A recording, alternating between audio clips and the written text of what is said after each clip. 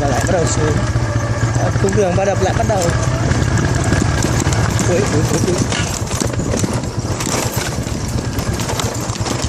Em ơi, dính nữa rồi em ơi.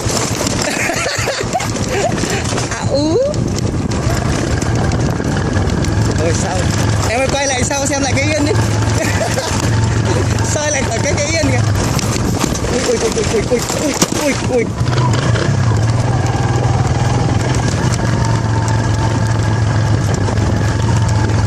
Đường mới xa.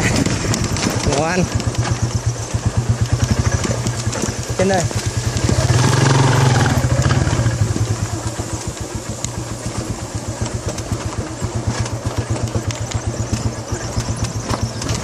Đấy.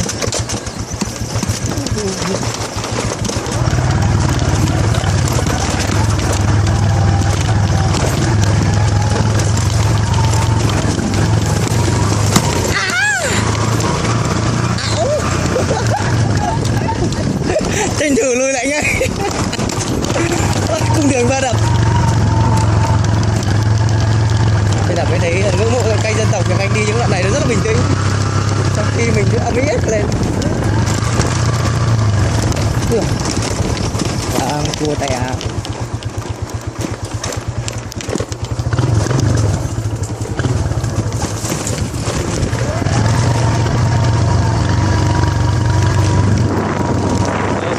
Cua tay áo. Bạn chuồn ốc luôn em ạ.